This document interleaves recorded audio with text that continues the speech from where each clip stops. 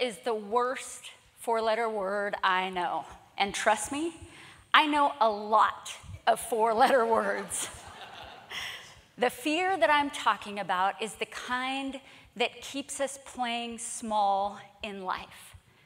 It's the fear that holds us back from truly creating the life of our dreams. It's fear of failure, fear of rejection, fear of criticism and judgment, the fear of not being good enough. And the interesting thing is, every single human being that walks this planet Earth deals with fear. It doesn't matter if you're wandering the streets without a place to call home, or you live in a mansion overlooking the ocean.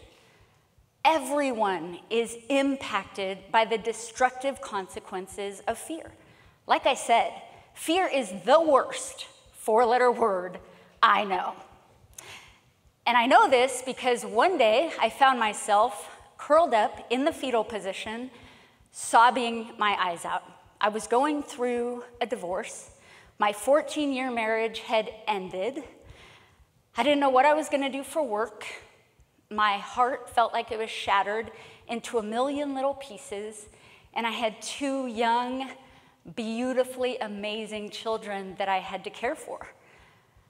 I would say I was definitely at my rock bottom moment. And maybe you have experienced a moment in your life where you have felt like your entire world has just flipped on its head, and where everything that you thought your life was going to be or look like was gone, was no more, and you were just in this broken place. Well, that's where I was, curled up in the fetal position, and this is how I felt inside. Unworthy, insecure, lacking all kinds of confidence, a pro-people pleaser, but the biggest thing that I became aware of was the fear that controlled pretty much every decision that I made. And I thought, well, Janice, you're really good at blaming other people. Yay, you.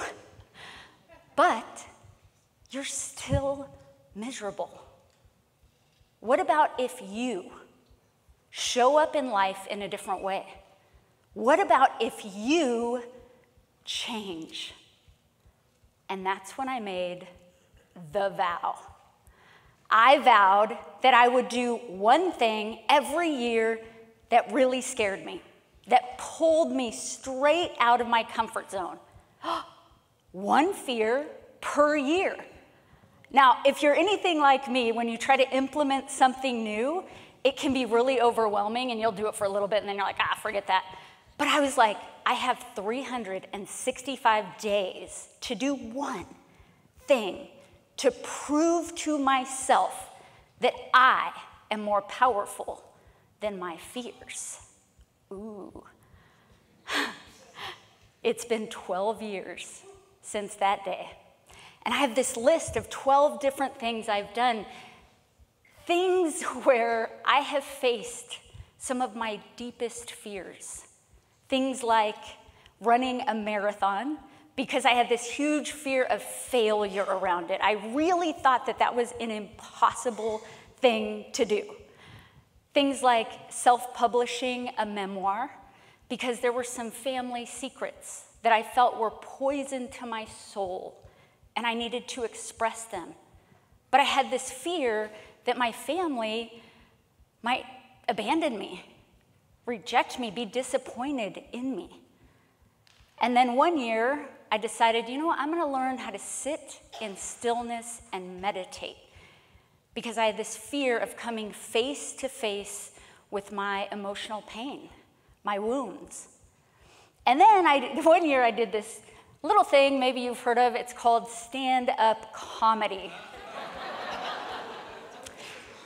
The fear of rejection is real with this one, because they're either laughing or they're not. And I really thought this was gonna be the most challenging one, but it turns out nothing is quite as terrifying as standing on a stage wearing high heels and a sequins bikini at 42 years old next to women who are half my age, my stretch marks and my cellulite exposed for the world to see. And I don't just think they're judging me. No, they actually hire people to like sit right here and judge you. But I will tell you something. I am a completely different woman standing up on this stage before you today than that woman who was curled up in the fetal position. And I tell you my story because I want you to know, in the bottom of your soul, if you feel hopelessly trapped and strangled by fear, there is hope. And you absolutely can create a life that you love, a life that you are so proud of. And the good news is, you don't even have to just take my word for it. I found out a few years ago about this treatment, a therapy that's offered. So there actually is scientific backing for this. It's called exposure therapy. And it is pretty much what it sounds like. It exposes you to your fears so you can actually walk through them. And research shows that between 60 to 90% of people who have participated in exposure therapy with the help of a therapist have had either complete eradication of their symptoms or their symptoms have been so much improved by undergoing that therapy. So like I said, don't just take my word for it. It is an effective way to lean into your fears, to walk through them. And many people believe that avoiding fears at all costs will bring them peace and happiness. I used to be one of them. But actually, the opposite is true. When we avoid our fears, we might feel like a tiny bit more comfortable in that moment, but the fear just gets worse and worse. It becomes more debilitating, more of a prison, and it absolutely will change the course of your life. Whereas, if you walk through fear, if you look it in its eyeballs and you just say, bring it, and you do the thing, you will enhance your confidence. It will create more empathy within you for other people. And you will have some really fun, adventurous, cool stories to tell all of your friends. Now, you might be thinking, well, Janice, that sounds really nice and everything, but how? How exactly do I go about doing this? And because I've been doing this for 12 years, a few years ago, I came up with this simple but effective formula that helps me stay on the path. So I wanted to share that with you. It's called the ACA formula. It stands for awareness, choice, and action.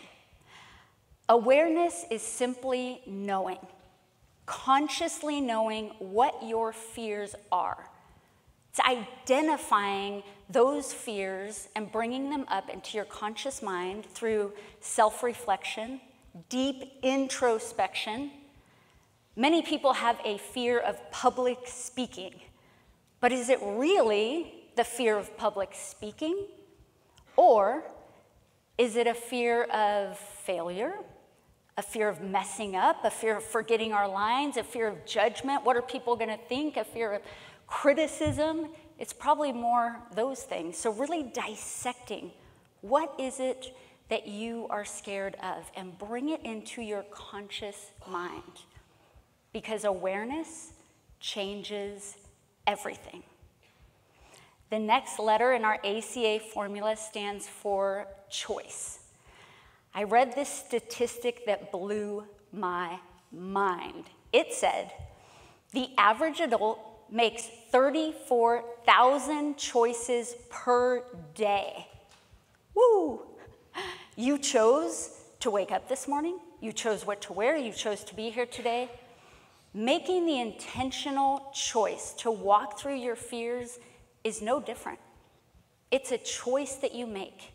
And you make it non-negotiable, and you trust that what is right on the other side of your fears is where peace and love and freedom reside. And as part of that choice, you get to pick an activity that you are going to do in that particular year. You're probably going to have some intuitive feeling about it, but just some suggestions. Maybe it could be having a hard conversation with a loved one. Maybe it's a test that you've been putting off. Maybe it's asking for a raise, learning a new sport, traveling alone. The sky's the limit, but you get to pick your activity for that year. And lastly is the A for action, and it's actually my personal favorite. It's where the rubber meets the road and you actually get to do this thing that you're scared of. You're gonna mark your calendar, it's gonna be right there on the calendar, and then you will start preparing for the activity. But here's the key: preparation without perfectionism. So many times we get stuck preparing for something, but we feel like we want to make it look exactly perfectly. You want to prepare, but the win is walking through fear. The outcome becomes secondary, even irrelevant. So we are going to do that. And lastly, the most important thing is find your people. Find a mentor, a friend, a coach, a group of people. I have never done one single thing in these last 12 years by myself. There's always been someone beside me holding my hand. Like, do you really think that I am going to wake up at 6 a.m. to do the practice runs on the river when we're training for the marathon by myself? It's probably not going to happen. But I had a group of people waiting for me to encourage me, to teach me about pace and nutrition. As you walk through your fears, you will find your group of people there to support you, to guide you along. Walking through fear is amazing as far as your own individual personal transformation. But the best part about walking through fear is the impact, the difference that you will make in this world. You will leave your mark here. You'll make a dent in the universe. A few years ago, I thought, I'm going to publish a how-to book on how to kick the people-pleasing habit, because I had some success in that. But as soon as I'm going to put it out on Amazon, all the fears. You don't have a PhD. You didn't edit it enough. Not enough actionable takeaways. Fear, fear, fear. But I put it out anyway. And a few months later, I get this message on Instagram from a complete stranger. And it just said, "Thank you for this book. I feel seen. I feel like there's hope. Thank you." As you walk through your fear, you will create a ripple effect. You will impact those around you. It will be a beautiful, amazing thing. So what if you reimagined your relationship with fear? What if instead of avoiding it at all costs, you leaned into that sucker? You walked through, and you come out on the other side with a life that you are so proud of. Do you know what my fear this year is?